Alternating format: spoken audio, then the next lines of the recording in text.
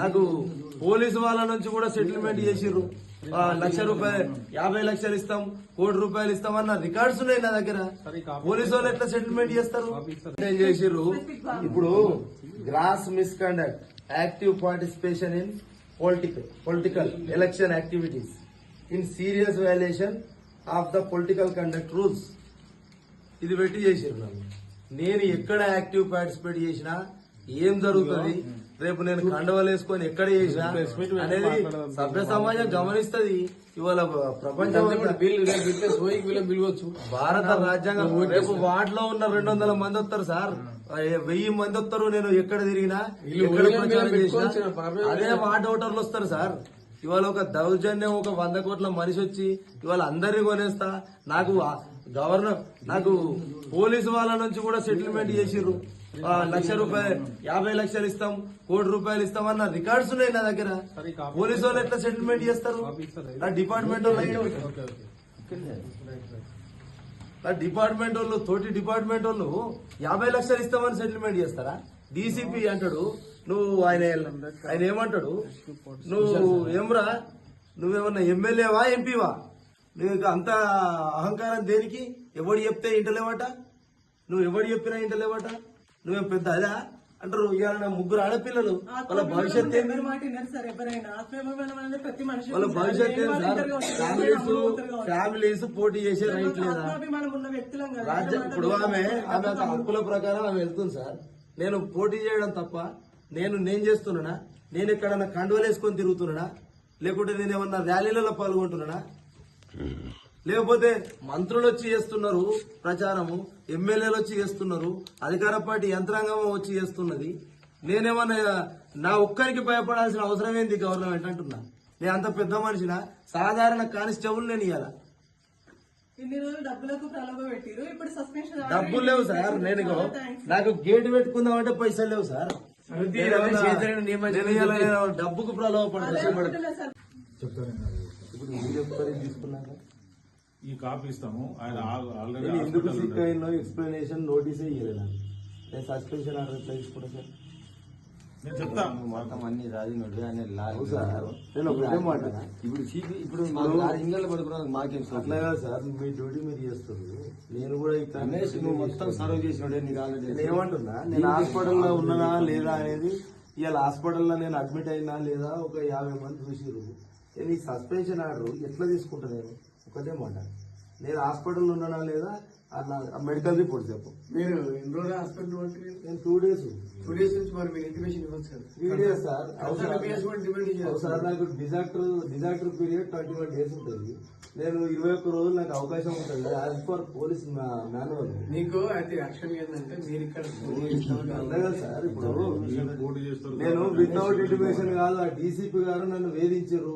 నేను ఒక దళిత వ్యక్తిని పోటీ చేసినప్పుడు నన్ను వేధించారు. నన్ను ఇష్టం వచ్చినట్టు అధికార దుర్వినియోగంతో తిట్టిర్రు. నన్ను తిట్టడం వల్ల నాకు బీపీ లో అయింది. నేను వచ్చి అక్కడే హెడ్ క్వార్టర్ ముంగడ పడిపోయినా. పడిపోతే మాతో పాటు మా తమ్ముడు వచ్చిండు. మా తమ్ముడు వస్తే అక్కడ నుంచి తీసుకొచ్చి డైరెక్ట్ మాకు తెలిసిన ఫ్యామిలీ డాక్టర్ ఉంటే అక్కడ అడ్మిట్ చేసిండు. అడ్మిట్ అయినో లేదో ఈ రిపోర్ట్స్ చూడండి. అయితే బ్రదర్ 13 బ్యాచ్ చూడు, ఇన్ఫెక్షన్ ఉన్నదా లేదా, ఏమైంది ఏంది ఇలా కన్సల్ట్ పిఎస్ కూడా టైంలో సిక్ లో ఉన్నాడు. కన్సల్ట్ పిఎస్ కూడా మీరు రిపోర్ట్ చేయొచ్చు. నేను తెలుసా సర్వీస్ మీకు rules and regulation. 1 day service లా 1 డేలో నేను హాస్పిటల్లో వండుకొని ఉంటే ఇవాళ ఇప్పుడు జస్ట్ ఇన్ఫర్మేషన్ మీరు ఎట్లా ఇవ్వచ్చు. కన్సల్ట్ పిఎస్ కూడా ఇవ్వచ్చు, ఫోన్ ద్వారా కూడా ఇవ్వచ్చు. సిక్ అయిన సార్ ఫోన్ ద్వారా కానీ మీ రిపోర్ట్ ద్వారా కూడా మీరు ఇవ్వచ్చు. ఇది కావాలనే ఇది ఇలా అధికారం నా భార్య పోటీ చేస్తున్నప్పుడు ఈ ఇంత అధికార దుర్వినియోగం అనేది ఈ ఎంత రాజ్యాంగ విరుద్ధమైన చర్య. నేను ఒకటే మాట, పోలీసు ఫ్యామిలీస్ పోటీ చేయొద్దా చేయలేదా అనేది రాజ్యాంగం కల్పించిన హక్కు. నా భార్య, పిల్లలు ఉన్నారా, 3 పిల్లలు ఉన్నారు, చిన్న పిల్లలు. నాకు అత్తమామ లేరని రిక్వెస్ట్ చేసిన, నాకు బామ్మది లేరని రిక్వెస్ట్ చేసిన. ఇంత ఇవాళ అధికార పార్టీ అయినంత మాత్రాన ఇంతగా దౌర్జన్యం చేస్తే నేను అపోజిట్ పార్టీ బీఆర్ఎస్ పార్టీ తరఫున మా భార్యను గౌరవించి టికెట్ ఇచ్చింది. ఇవాళ టికెట్ ఇస్తే ఇంత అధికార దుర్వినియోగమా? రేపు ఇదే ప్రజలు గమనిస్తారు సార్. అదైతే 100% ప్రజలు గమనిస్తారు. గమనిస్తారు. రేపు పొద్దుగాల అదే అంబేద్కర్ ముంగట నా పిల్లలు నా భార్య వైపు కూర్చుంటాం. ఏం జరుగుతుందో చూద్దాం. అది ఫర్దర్ మీరు ఏమైనా చేసుకోండి మీ వ్యక్తిగత మాకు అవసరం మన టీం మీకే ప్లేస్ పాయింట్. ఒకటోతో గెలిచింది అలా పొదరెడ్డిపేటలో ఆమె. వస్తు కాదు రిసీవ్ కాల్ చూసినాం అంటే చూసిండు ఆయన చదువు రాకపోయింది. ఇంత వాల్యుయేషన్ సార్. 15th ఆగస్ట్ రోజు నేను బెస్ట్ ఎంప్లాయీ అవార్డు ఎట్లయితా, ఇవాళ నా భార్య పోటీ చేస్తే నేను సస్పెండ్ ఎట్లయితా?